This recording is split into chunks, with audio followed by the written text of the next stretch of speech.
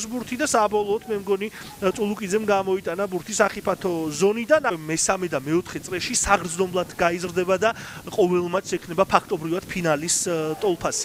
მახსენეთ ეს უმაღლესი მიზნები, მაგრამ გასავართ ზონაში ცდილობენ ინიციატივის აღებას, მაგრამ საგოლო ეპიზოდების რაოდენობა ნამდვილად არ არის. მაინც და მაინც ისეთი რომ რაიმე განსაკუთრებით 11 ქულა, თუმცა რა თქმა უნდა ჯერ თელავშიც მიმდინარეობს შეხვედრა და მაღალი ტემპით და სანახაობით ჯერჯერობით შეხვედრა არ არის გამორჩეული. ეს შეტევა შეიძლება აღმოჩნდეს არ არის გაბედავა, მათი როლიც ძალიან დიდი იქნება გაგრილთათვის ამ სეზონში.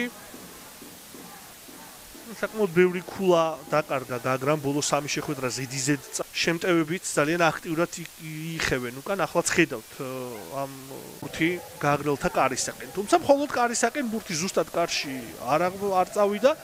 საუბრეთ აქ თამაშის წესის დარღვევა არ ინიშნება და გაგრელები წუთი ჩაწოდება საჯარიმოში და ახლა ლევან გეგეჭკორის საგოლე გადაცემის შემდეგ 51 წუთზე მოხდა ახლაც ასე მოხდა და სანამ ეპიზოდი არ დასრულდა მარტო გოლი არ არის, რის გამოც პედრო ანტონიო ბორჯესის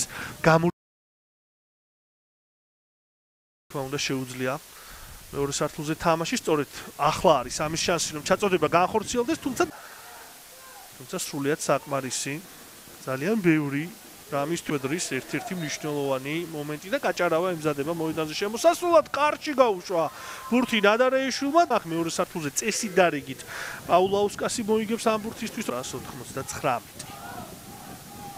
აქ ბათუმელებმა შესაძლოა შეგნებულად დაუთმეს ბურთი გაგრელებს, რათა მერე სივრცეები გაჩნდეს და ასე ვთქვათ შემოიტყუონ მეტოქე